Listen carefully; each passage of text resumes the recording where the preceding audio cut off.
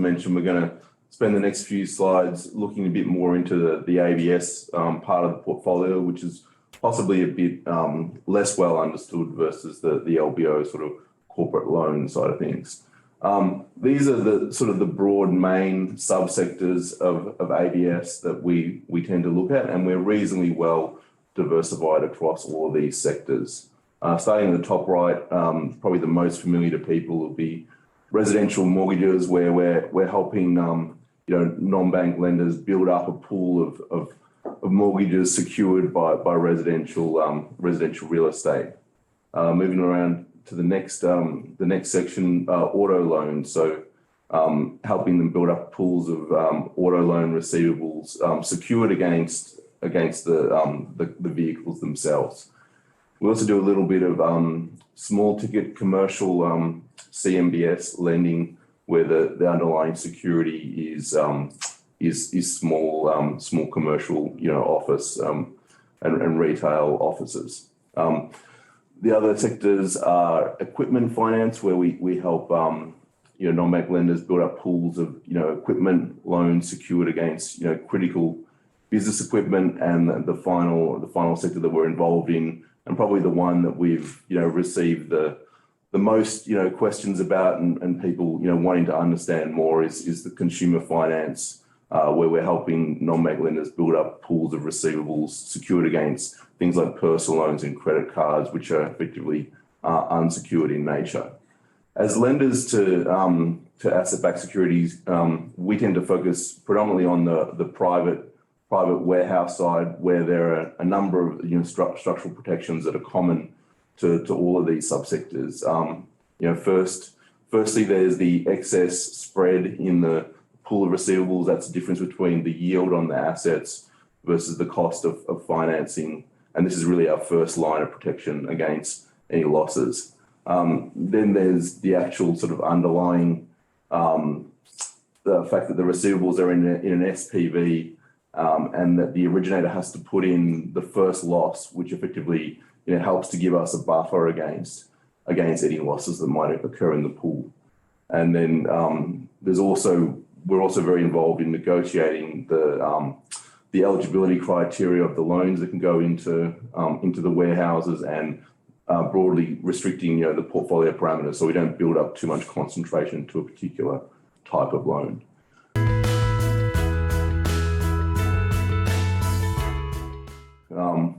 We might give you an idea of why we're involved in the sort of consumer finance side and why we see it as a significant source of alpha. And one of the ways to do this is to compare this to the type of spreads that are available in the US market. So essentially, the team has been involved in investing and trading consumer finance for more than 15 years. And really, in the US market, it's a very well understood and almost vanilla asset class. And you can see the type of credit margins over the floating rate swap that are available in the US. Prime consumer ABS, triple B is only at sort of a 150 margin over swap, because it's very well understood that they trade very readily and at relatively tight spreads. And if you even look at getting into the sort of the hairier section of the US market, the subprime auto ABS market, you can see the type of spreads that are available there for the different credit rating levels. Double B's at only sort of 500 over, because it is so well understood, and it trades. It's a relatively vanilla asset class. The reason why it's seen as more of a niche and often misunderstood asset class in the Australian market is because essentially the big four banks, prior to the last 5 to 10 years, really dominated consumer credit in the local market, and there wasn't really a lot of issuance of these type of securities. So the market isn't as familiar with them, and as a result, we see extremely strong alpha possibilities by investing in these asset classes. As you can see on the sort of the public prime auto ABS and prime consumer ABS, they're typically around 200 basis points wider on a public market deal. And then for us as private ABS warehouses, we receive an illiquidity premium on top of that, which is like an extra 200 basis points. So we really do see that as a significant source of alpha for the portfolio. I think the natural question to ask would be, if we're getting paid so much more for investing in Aussie ABS, why is that? Is that because the underlying receivables and the borrowers are more risky relative to the US? Well, anyone that's sort of seen the Big Short might have an inkling that actually the opposite is true. But if we move on to the next slide, we've actually taken this graph from a paper produced by the Rating Agency Standard & Poor's, which essentially shows the level of personal bankruptcies across Australia, Canada, UK, and the US. And you can see in the chart that, and this is adjusted for head of population, so it's not skewed by the fact that the US is a bigger population. You can see that the level of personal bankruptcies is highest in the US, and it's lowest in essentially Australia and the UK, which kind of rings true because the US has that very entrepreneurial, risk-taking sort of attitude when it comes to personal and business finance. And S&P stated, a couple of reasons why this is the case. Traditionally, Australians have shown a strong willingness to repay debt, and there are severe consequences of bankruptcy, unlike the US, where many of the states are non-recourse and you can just hand back the keys on a property, for example. There's also a greater stigma associated with bankruptcy in Australia, and difficulty accessing finance after bankruptcy. And if essentially investing and owning housing in Australia is a bit of a national obsession, and people really take their credit scores and their ability to borrow to be able to get into the property market very seriously. And this is reflected in this chart.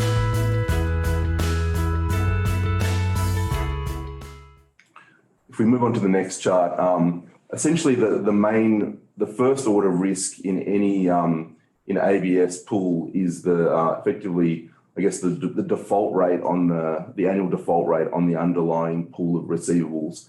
And I know this is a busy chart, but essentially what we're showing here is the US experience, where we've got the red line is the US unemployment rate, and then the black line is the S&P credit card consumer finance default index.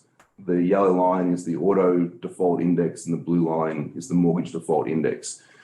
What you should first notice is that there's a strong correlation between the unemployment rate and the default rates of the various indices.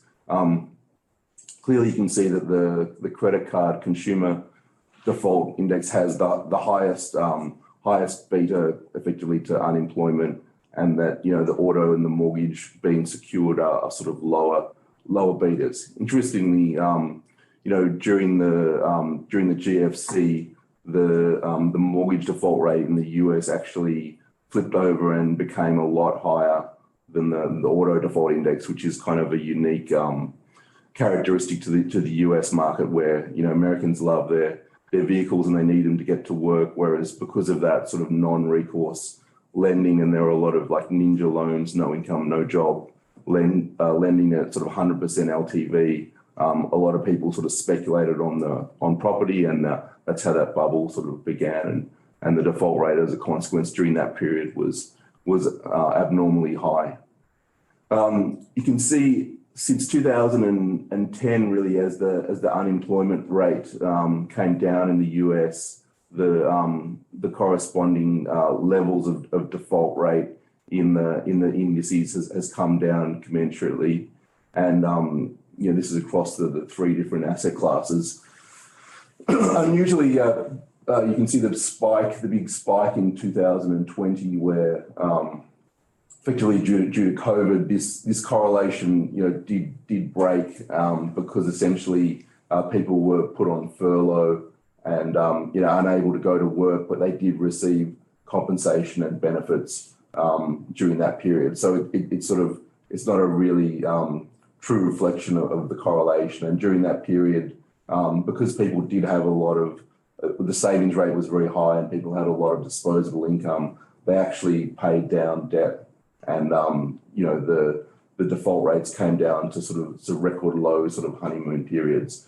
But as we're sort of emerging out of the COVID period and back to sort of a more normalized area, the default rates are going back to sort of to pre-COVID levels, and we expect that correlation between default rates and unemployment to come back. If you just note on this graph the kind of the peak default rates on consumer finance during the GFC was a bit over 9%, because I'll come back to refer to that on the following slide. We could move on to that. Okay, so this is the Australian sort of consumer finance history, which is effectively the data is not as readily available as it is in the US, because the asset class has been around, but it's been much more private, either funded within banks or in companies like Latitude used to be GE Money, and so that was a private company, and the information wasn't available. What we've been able to do is construct our own proprietary default rate index for the Australian market based on a number of the warehouses that we're involved with and our access to data. We've constructed the black line, which is the local version of the consumer default rate, and then we've put in the red line being the unemployment rate in the Aussie market. And as you can see, the correlation between unemployment and consumer default rates held very well, and it was very, very consistent over a long period of time. Similarly to the US, during the COVID period, we did have a lift in the unemployment rate due to people being on furlough and receiving benefits and stimulus payments, and then we did see a corresponding drop in the consumer finance default rate to record levels. But as we sort of emerged out of this period, we're starting to see default rates normalised. The dotted, can we just stay on that slide, please? Yeah. So the dotted line that we've got there is that peak US consumer default rate, a bit over 9% that I referred to earlier. What we've done is for every warehouse investment that we're involved in, we build a comprehensive cash flow model where we model out the assets and the liabilities and use the sort of structural protections. We model those into the transaction, as I mentioned before. And what we've come up with is effectively the average default rate being a bit over 13.5%, where we suffer the first dollar of loss on our lowest rated tranche in our warehouse investments, and it's a bit over 13.5. So we're currently, we'd need a 3.8 times pickup in the default rate before we suffered the first dollar of loss. And importantly, we would need the default rate to get to that level and remain there for a significant period of time. So essentially, we're talking about unemployment rates being well above 10%, double digits, for us to even approach any stress in our pools. So that gives us a significant level of comfort that being at a 3.5% unemployment rate currently, we've got a large sort of margin of safety, which is why we feel very confident that our investments are going to be able to withstand any tick up in unemployment, even if it gets to sort of 5, 6, 7%. We feel like we've got a very strong margin of safety before we are at risk of incurring any loss on our investments.